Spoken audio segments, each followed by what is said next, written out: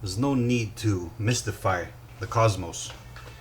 It's already mystifying enough, and it's increasing in its mysteriousness because entropy, chaos, is increasing. So there's no need to add to it. That would be like committing suicide, even though life is by itself, by its own, mortal. So why mystify the cosmos when it's already mysterious? The duty of the philosopher is to demystify, is to order what is being disordered. It's to uncover what is being covered. It's to bring to the light what is being buried. We already spoke about some basic things about words and their utility, how they are ways of expressing the connection of mind-body. They are ways of expressing the connection of noumenon to phenomenon, symbolizing it. And we've also gone somewhat into the utility of words to nihilism, which is meaningless without words. That's why in the scripture, the quintessential nihilistic spiritual guide, the first sentence is, first came the word. The word is to the meme what the sperm, the gene, is to the organism. So when nihilism, in order to exist, has to infect minds. So whereas originally the pagan, the pure memes emerged out of genes, that is, out of the population being conditioned by a particular environment, and out of this genetic population, ideas emerged, morality, concepts, philosophy, ways to react, to understand the world.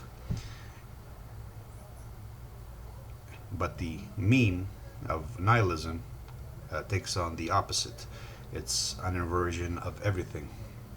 So it begins as an idea which negates the world as it is and then attempts to make itself genetic through social engineering, through brainwashing, through words. So words are very important in what I've described as the war like no other.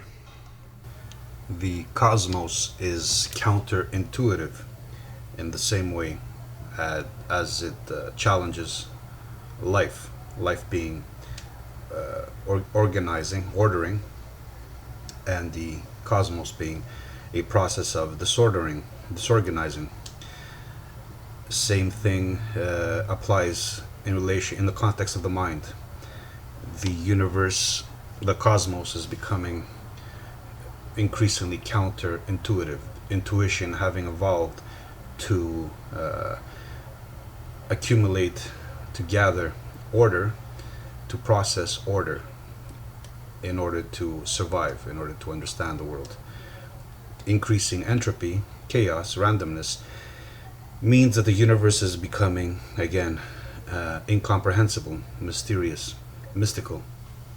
So we don't need to add to this process by mystifying it further. So the usage of words to mystify or demystify is crucial here. And there's many applications of words and their connections, how they connect body to mind and mind to world. Some of the utilities are connecting the mind to the body, connecting the mind to the world, as I said, or to put it in another way, connecting the ideal to the real, or the subjective to the objective. Now, when the mind connects to the world, it gathers data, patterns from it to process, to construct its abstractions.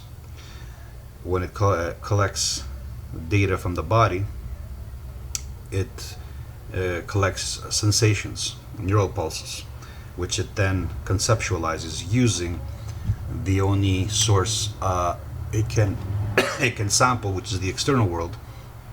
So it uses imagery from the external world to make the the data coming from inside, from internal sources, comprehensible, because the data from inside is in the form of simple neural pulses, and it's the product of the past. It's the past manifesting as presence, then stimulating the mind through the nervous system. So we have a double process of interpretation. One is converting the stimuli that comes through the senses, the sense organs, into something the nervous system can process. And the second is to interpret the data coming from internal sources into a form the nervous system can transmit to the brain, and there to understand it, to conceptualize it. Words evolved in order to aid the organism and its engagement with the world, with otherness. The world, of course, being dynamic, being the sum of all interactions, most of which are contrary to the organism's particular ordering. So this, we already said that ordering is the eradication of certain probabilities in order to make other probabilities even more probable.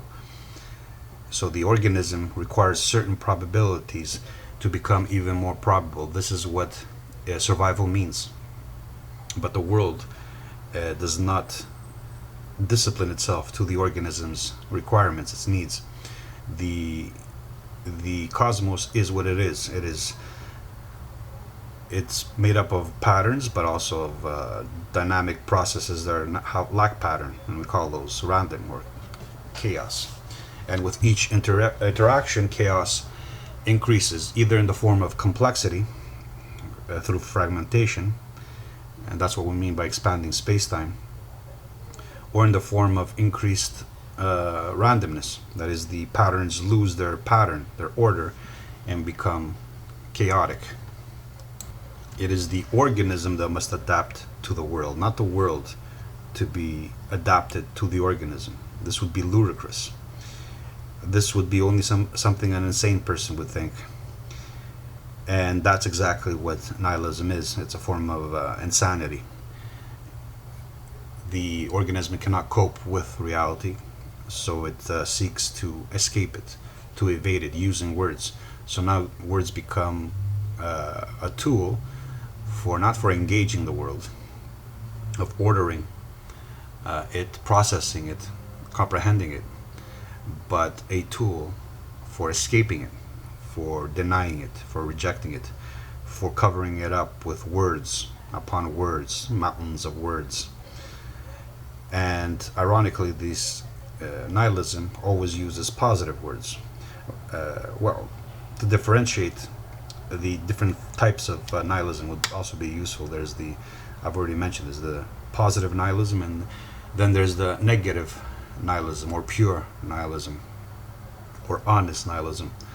Now, what dominates in modern times is the positive, the pretentious, hypocritical form of nihilism, which proposes the absolute, which is absent in the cosmos. Here it mistakes the abstractions in the mind, which are simplifications, generalizations of the phenomenon, for the world itself. And it projects the absolute as something already in existence out there. This is how Christians use words like God or love, or others have fabricated have baptized the absolute using different words, given the absolute a different name, as if this changes what they're doing or what they're referring to. Some call it consciousness or value or whatever else, the substance, like Spinoza did. These are just different words for the same absolute. Of course, each word gives the absolute a different connotation, a different nuance, which is the only creative part of this. They take a concept that is pre-existing, and then they just give it their own personal twist. For the word to be an effective toy for the nihilist, it must be taken literally, not as it was, as a representation, metaphorically, artistically.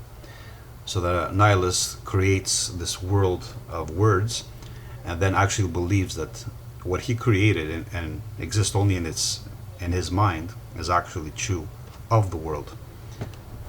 He takes the abstractions he's fabricated as a way of understanding the world and then projects these into the world.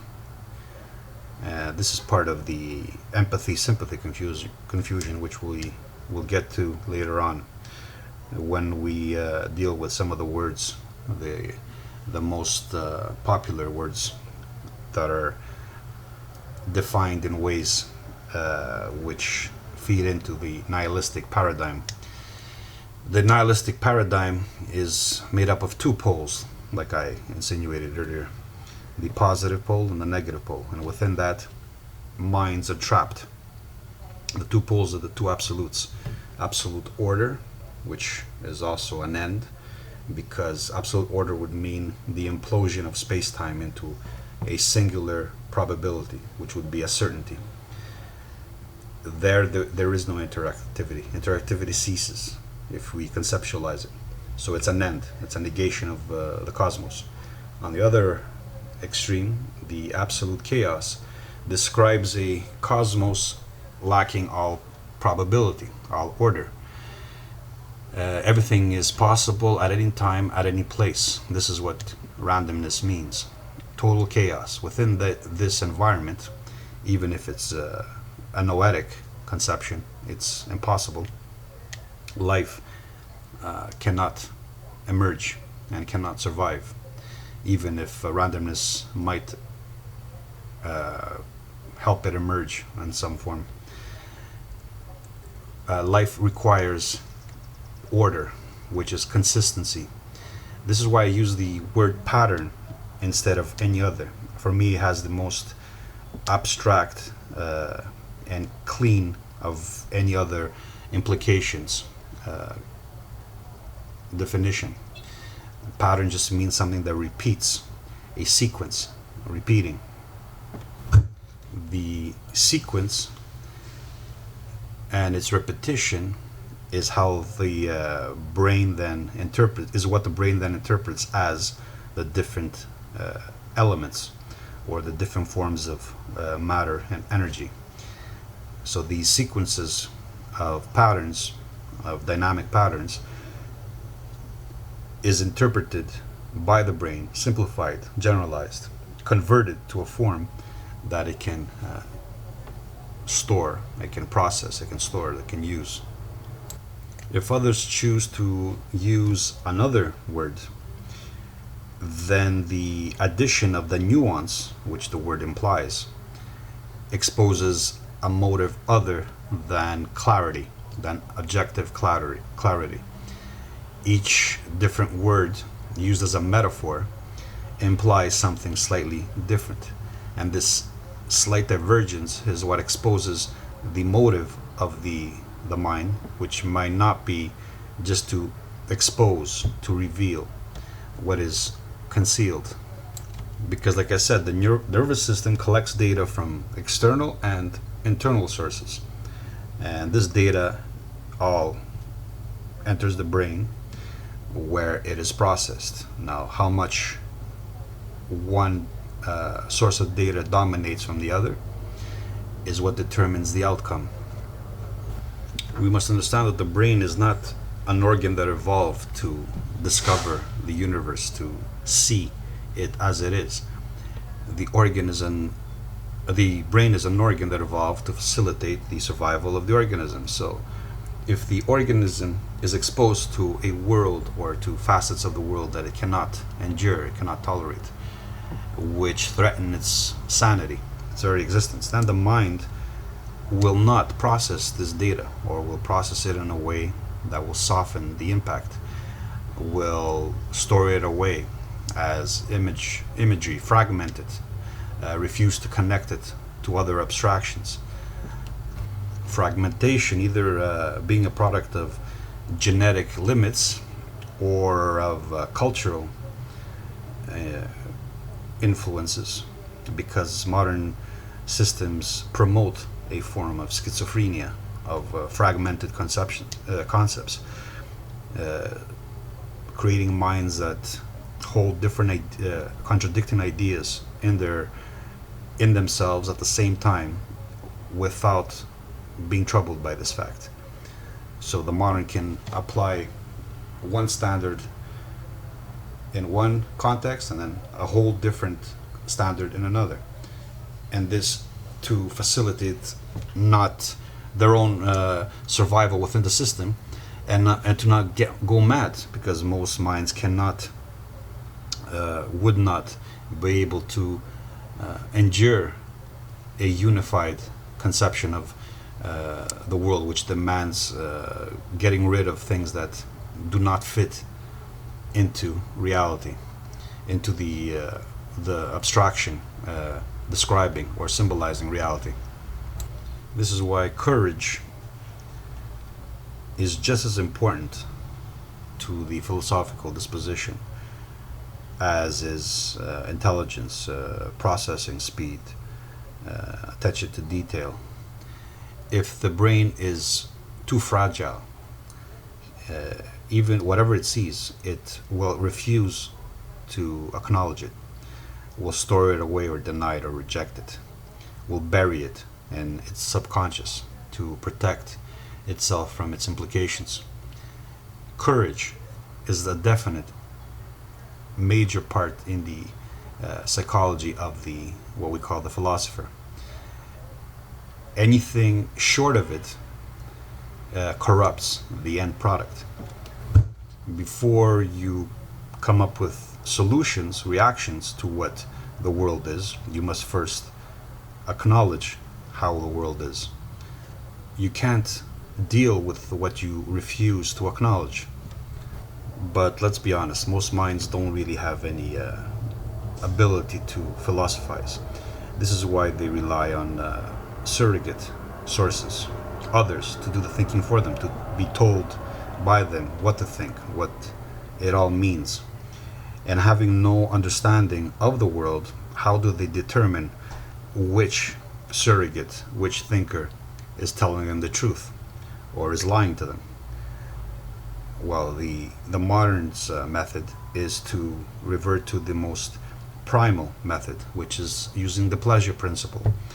Whatever the other tells them that feels good is flattering, is gives them a hope, sugarcoats the world, is positive in some way. The modern considers good, considers truth.